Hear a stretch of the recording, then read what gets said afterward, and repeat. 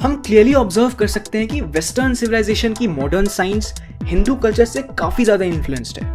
In fact, the turning point in the history of the West was Vasco da Gama discovering the sea route to India. उस जमाने में लोग India जाने के लिए बेचैन थे. उनमें से एक था कोलंबस, जो निकला तो था इंडिया ढूंढने और पहुंच गया अमेरिका. कभी सोचा है इन सबको इंडिया जाने की इतनी मची क्यों थी? Because India was highly advanced from the rest of the world. ये इंडिया जाकर संस्कृत सीखकर हमारे टेक्स्ट से नॉलेज तो एक्वायर करते ही थे, हमसे रहने का तरीका, यहाँ तक कि हमारे गेम्स भी सीखकर वापस अपने घर जाकर उसको अपना टच देते थे. एक बहुत ही इंटरेस्टिंग एग्जांपल है मणिपुर की एक ट्रेडिशनल स्पोर्ट की जिसका नाम है यूबी लाकपी, जो कोकोनट यूज करके एंशिएंट इंडिया में खेला जाता था और आज भी खेला जाता है. आज वो गेम रग्बी बन चुकी है और रग्बी में यूज किए हुए बॉल का शेप बिल्कुल कोकोनट की तरह है. और दूसरी फेमस एग्जांपल है गिल्ली डंडा, जिसको महाभारत में मेंशन किया गया है और वो गेम आज क्रिकेट के नाम से जानी जाती है. एक और एग्जांपल, जर्मनी की सबसे बड़ी एयरलाइन कंपनी लुफ्थहांसा के नाम और लोगो में इंडियन कल्चर और नॉलेज की झलकें साफ दिखती हैं. लुफ्ट, which is a German variation of Luft, means vanished in Sanskrit, and Hans means swan, meaning the swan that flied high and vanished in the sky, which is Lufthansa, which is a pretty cool name for an airline company. और अगर कोई बोले कि ये coincidence है तो लुफ्थहांसा की लोगो ही देख लो भाई, लोगो में भी हंस यानी कि सोनी है. The entire 19th century Europe took to Sanskrit studies thanks to Dara Shikoh. Dara Shikoh translated Upanishads into Persian, and one of the translations, it went to Dupont in France.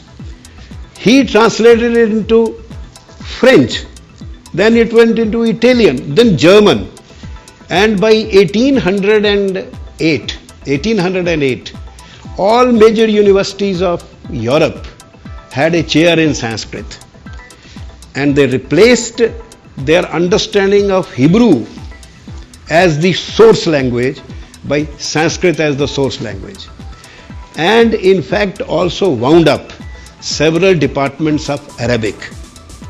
In 19th century Europe, every bright young man was doing Sanskrit as our bright young men are doing computer and commerce.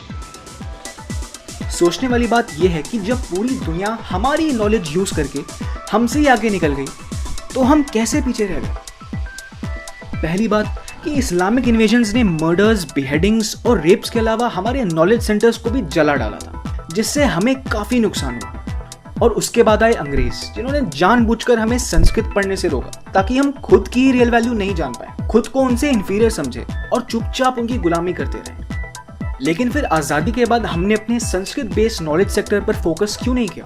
In fact Ambedkar and Tajuddin Ahmed wanted Sanskrit to be our national language, लेकिन एक इंसान था जो नहीं चाहता था कि ऐसा हो.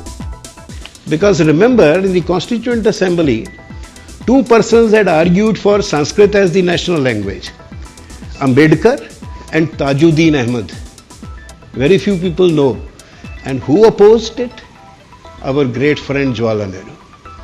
And this is the sad history of why the kind of the whole thing was derailed. The education was derailed. So Sanskrit नहीं पढ़ने का नतीजा यही हुआ कि हम खुद की नॉलेज नहीं गेन कर पाए, खुद के रूट्स को आइडेंटिफाई नहीं कर पाए, खुद को कमजोर और इंफीरियर समझने लगे और ऐसा लगने लगा कि इंडिया में कुछ नहीं रखा. जहां एक तरफ वेस्ट के ऑफिसेज में संस्कृत चैंट्स पढ़े जाते हैं, ओम नमो भगवते रुद्राय, ओम नमस्ते रुद्रमन्यवरुदोदयशते नमः, नमस्ते अस्तु धन्वने बाहुभ्यामुदते नमः, यातयश शिवरमा शिवं बभूव केतनुः, शिवाशरं गायातपतगानो रुद्रमृडया, याते रुद्र शिवा तनूर घोरा पापकाशिनी तगादस्तनु. क्रिस्टोफर नोलन अपनी मूवी इंटरस्टेलर में कोडिंग के लिए संस्कृत लैंग्वेज का यूज करते हैं.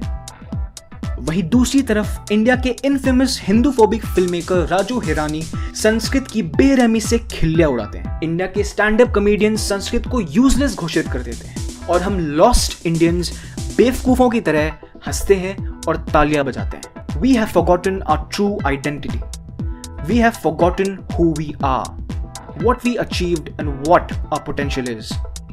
इनफैक्ट डॉक्टर कपिल कपूर ने हमारे सिचुएशन को काफी अच्छे से एनालाइज किया है और एक इंटरेस्टिंग तरीके से अपनी बात रखी है। We all have Hanuman syndrome. You know what is Hanuman syndrome?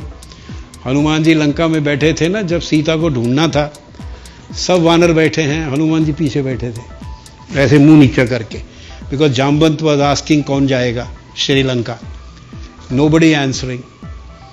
Then Jamvant said के अब हम बूढ़े हो गए हैं, जब जवान थे तो 3 बार आते जाते थे लंका। क्यों जाते थे ये नहीं बताया, 3 बार आते जाते थे, अब जा तो सकते हैं पर वापस नहीं आ सकते। तो कोई तो बोलो, but we Indians have the habit, nobody volunteers except in the grand case of Guru Gobind Singh, where he asked for 5 persons to give their heads, you know, Panch Pyaras and the Khalsa. So the Indians don't volunteer. So Jamban said, Hanuman, you get up. Why are you silent? Do you know? Have you forgotten what your strength is? And then he reminded him, because he was cursed. When he was small, he used to throw the rishis in the Ganga. So the rishis cursed him, you forget your strength, till somebody reminds you. And then Jamvant reminded him, and then Hanuman grew. So we are all Indians suffering from the Hanuman syndrome. We've forgotten what our strength is and don't value it.